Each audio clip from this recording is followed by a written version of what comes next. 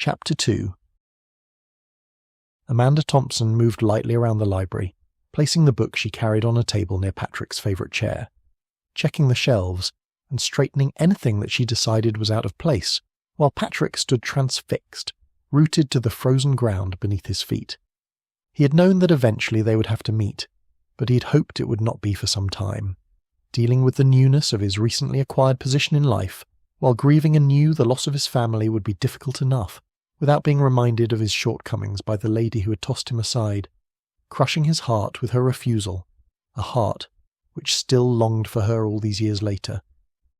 He had attempted to find someone else to take her place in his affections, but it was a fruitless, frustrating business. No one had ever laughed as she did. None had smiled quite like her. Not a single young lady he had met had been able to converse with him on things which he held dear as she used to do. She approached the doors, most likely to check the lock and draw the drapes across, to help keep the chill of the night from entering the room. Her lips formed an O as her eyes grew wide, and she stopped mid-stride when she saw him. Patrick jiggled the door handle. It was locked as expected. He could dash around the house and enter through the door, but then there would be servants to greet and such.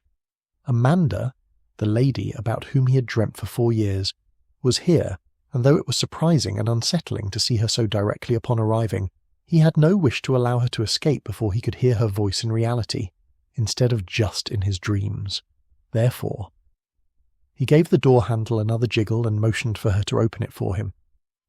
She looked behind her, causing him to think that perhaps she would ignore his request, but she did not. "Mr. Mullins," she greeted as she opened the door to him. "Miss Thompson," he replied, stepping into his home and closing the door behind him. It felt odd to hear her name falling from his lips in a tone that was not a painful whisper. It was almost as odd a sensation as standing here in this room, of all places, with her was. "We had not expected you until tomorrow." She stepped aside and away from him. "I wish to sleep in my own bed," he answered. He drew in a breath and looked around the room. He could hear noises from somewhere in the house, yet it still seemed so silent. "It is not the same, is it?" she asked quietly. "We had hoped to help, at least a little, by making certain everything was just as your mother and brother would have liked it." She dipped her head. "I'm very sorry that they are not here to greet you." "No more than I am," he replied. "Oh, Patrick." Her hand rested on her heart, and her eyes glistened with unshed tears. He looked past her to whatever stood behind her, not that he was in fact looking at anything in particular. He just could not look at her, for he longed to wrap her in his embrace and feel some sort of comfort. "Who is we?" he asked as he began to remove his outerwear. "Your friends, at least. I hope that I can still be part of that group." He smiled tightly and nodded. This must be the surprise Lucy had known he would find. "We must begin somewhere, I suppose," he answered, "and friends seems to be as good a place to start as anywhere." Having removed his outerwear, he draped it across a nearby chair and began a slow circuit of the small room. "Surely you're not here alone?" He cast a questioning look in her direction. "No, Mother is in the housekeeper's room. She wanted to make certain that you would not need to trouble yourself with menu selections for at least 2 weeks. Amanda turned in her spot, following him with her eyes, as he moved around the room. "Was your voyage good?" she asked. Patrick took a book from the shelf and paged through it. He had no clue as to what book he held. He just needed something other than her on which to focus. It was not terrible, cold, windy, and wet, but we encountered no major storms and had very few days of poor weather. "I'm glad to hear it." The room fell into an awkward silence. Patrick glanced at her as he returned the book to the shelf. There was plenty he wished to say, but little he felt he should. "You're probably anxious to get settled into your room." She moved toward the door. "I will tell Mrs. White that you will require some tea and supper." "Are you married?" he blurted before she could leave the room. He half hoped she would say she was. Then he would have to tell his heart that all was lost, instead of allowing it to contemplate a second chance with her. "What? No." She turned toward him. "Neither my brother nor my mother had mentioned anything about a wedding. But then, they did not." His voice trailed off as he shrugged. "They did not speak of me?" He shook his head. "Why should they?" He tried to keep his tone friendly, but from the way she recoiled, he knew he had not succeeded. "Why should they not?" she replied. We have known each other since we were born. Our families have always been close. Even while you were away, we still gathered as we used to do." "Indeed? Did your mother never mention it?" "No, never." "She spoke often enough about you." Amanda folded her arms and tipped her head as she glared at him. "Painfully often," she added. "I do not see how a mention of me could cause you pain." He pressed his lips together. He had not meant to say that, nor had he intended to feel bitterness rising within him. He thought he had overcome that. "Forgive me. I believe my journey has tired me more than I thought. I should see myself to my room." To his surprise, he saw a spark of fury in her eyes. She was angry at him. She had no reason to be put out with him. "Please do not let me detain you," she said with a wave toward the door. His brow furrowed. Her tone was indeed angry. "Just do not remain there for 4 years," she snapped, before throwing the door open and exiting hastily. He rushed after her. "What do you mean by that?" "Is that not what you did the last time we talked in the library? You decided our conversation was over, and that was it. I never heard from you, or saw you again, until today." Tears glistened in her eyes. "I tried to write to you, but Mother would not allow it." The mention of her mother not permitting something was more than he could countenance. Had her mother not interfered 4 years ago, Amanda might have been his. The bitterness that had started to rise before surfaced in all its ugly glory. "There is not much to discuss when the lady to whom you have offered your heart recants her decision because you are not good enough for her." He shook his head. "I was wrong. It may not be possible for us to remain friends. Miss Thompson, I thank you for the effort you have put into my homecoming. It is not unappreciated, but I find I must go." And with that and a bow, he left her, staring wide-eyed and open-mouthed after him. Patrick slowed his pace when he reached the top of the stairs. Slowly he walked down the hall, pausing for a moment in front of the doors to what had been his mother's and brother's rooms, to remember each of them in turn.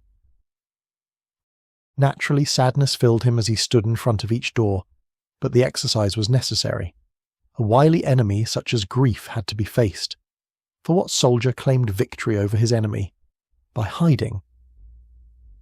From the bitterness which had sprung up within him so quickly when speaking with Amanda, Patrick knew the answer to that question quite well. He had hidden from his disappointment for some time. No, that was not entirely true. He had hidden, but he had not just hidden. He had fled the field, retreating to what he thought would be a safe distance, only to find reminders of his disappointment in every fair-haired beauty or happily married couple. He crossed from the door of his room to the writing desk that stood in front of the window and lit the lamp. "She sat there when she wrote to you." He turned to find Mrs. Thompson at his door. He had little desire to see her since he still held her in his mind as the source of his unhappy single state. "Your mother was writing that letter before she left for town." She indicated the paper that he had picked up from the desk. "It did not make sense to send it to you after what happened. You and it would have likely crossed paths and been headed in opposite directions. So I left it where she had. I knew you would want to read it. Indeed, after reading it myself, I knew you needed to read it." Mrs. Thompson took a seat on the trunk which stood at the end of Patrick's bed. "Go ahead. Read it." "Now?" She nodded. "I would allow you some time and privacy, but my daughter is once again weeping because of you, and I am feeling uncharitable." "Amanda is crying?" he asked in surprise. He knew he had been harsh, but he had not expected her to dissolve into tears over a repetition of what she had said to him 4 years ago when rejecting him. "Weeping, not crying," Mrs. Thompson corrected. "Now read." Patrick did as instructed. "I will not allow her to pine away for another year. She's 24 and soon will be firmly on the shelf," Mrs. Thompson said, as Patrick read similar words from his mother. She blew out a breath. "We had all hoped you would come to your senses before now." Patrick looked up from the letter. "Come to my senses? About what?" "About the fact that you were too young to marry 4 years ago," Mrs. Thompson answered. Patrick pulled out the chair next to the desk and sank into it. "I do not follow your meaning." "You had no career, only the promise of one, and therefore no income, and no way to support a wife and child in a fashion that would provide comfort to them. That is why I counselled Amanda to not accept your offer until you had become better established." Patrick felt as if he had taken a blow to the abdomen. Amanda said that I was not capable of being a good husband. He sank back into his chair. That was all he had heard. He was not good enough. If there had been any further explanation, he had not listened to it. "She also told you that she knew you would succeed in whatever you chose to do," Mrs. Thompson added. Had she? Patrick searched his memory. There it was. A mumbled jumble of words that had followed her proclamation that he was not worthy of her. I thought she was attempting to be kind in sending me on my way. Mrs. Thompson rose and crossed to where he sat. Laying her hand on his shoulder, she said, "We knew that you had not heard things as you should have when you came flying out of the library that night. But I was certain that in the morning, when your disappointment had faded some, you would be able to hear what was being said. However, before Amanda and I could call on you the following day, you were gone." "Why did you not write?" He looked up at her. The agony that could have been saved if someone had told him this information 4 years ago. That was perhaps a mistake on our part. He shook his head in bewilderment. That was saying it gently. You had asked your mother not to mention Amanda to you. We, your mother and I, thought that eventually you would ask about her, and then we would broach the subject. 4 years. She nodded sadly. You always were obstinate. He shook his head again. For 4 years his mother and Mrs. Thompson had withheld this information from him. I both longed and dreaded to hear about her, he said. Because of my dread, I never asked. Then you do still love her? I have attempted not to, he admitted. Yes, your mother mentioned several of the accounts that you shared about this or that young lady. Somehow, each one always was wanting for one reason or another. They were not Amanda. The confession was barely more than a whisper, but it was the truth. It had always been the truth. No matter what reason he gave for why he could not pursue a lady, it always came back to this fact. None of them could compare to his Amanda. Mrs. Thompson crossed to the door and turned to look at him. I'm not leaving this house until you and my daughter have spoken. Even if I have to stay all night, I will not risk having you disappear again. Then she turned and left him.